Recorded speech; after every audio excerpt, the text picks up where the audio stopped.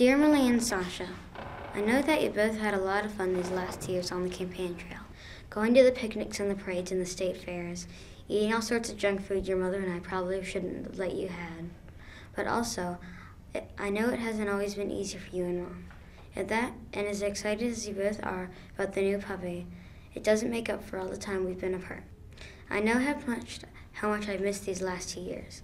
And today I want to tell you a little more about why I decided to take our family on this journey. When I was a young man, I thought life was all about me, about how I'd make my way into the world, become successful, and get the things I want.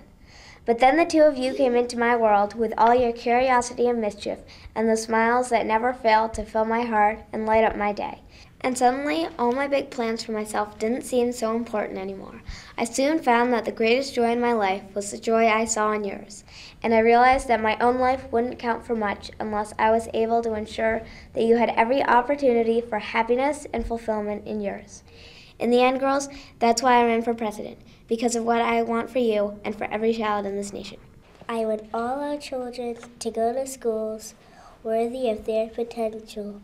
Schools that challenge them, inspire them, and instill in them a sense of wonder about the world around them. I want them to have the chance to go to college even if their parents aren't rich. And I want them to get good jobs, jobs that pay well and give them benefits like health care, jobs that let them spend time with their own kids and retire with dignity.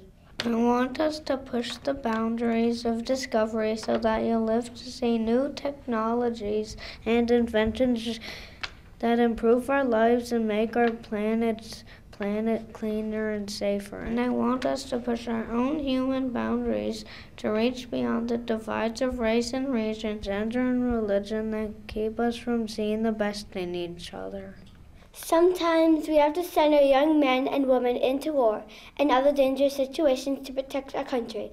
But when we do, I want to make sure that it's only for a very good reason, that we try our best to settle our differences with others peacefully, and that we do everything possible to keep our servicemen and women safe.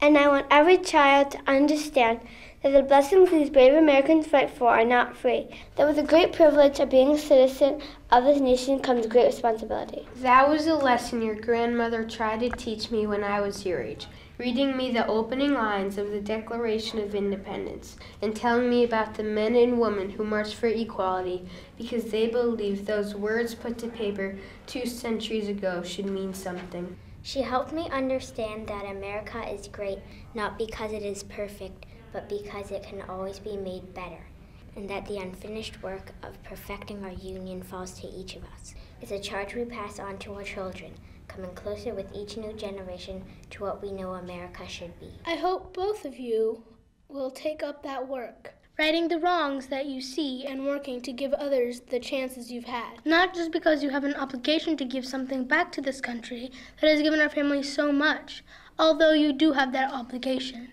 but because you have an obligation to yourself. Because it is only when you hitch your wagon to something larger than yourself that you realize your true potential. These are the things I want for you, to grow up in a world with no limits on your dreams and no achievements beyond your reach, and to grow into a compassionate, committed woman who will help build that world. And I want every child to have the same chances to learn and dream and grow and thrive that you girls have. That's why I've taken our family on this great adventure. I am so proud of both of you. I love you more than you can ever know, and I am grateful every day for your patience, poise, grace, and humor as we prepare to start our new life together in the White House. Love, Dad. Love, Dad. Love, Dad. Love, Dad.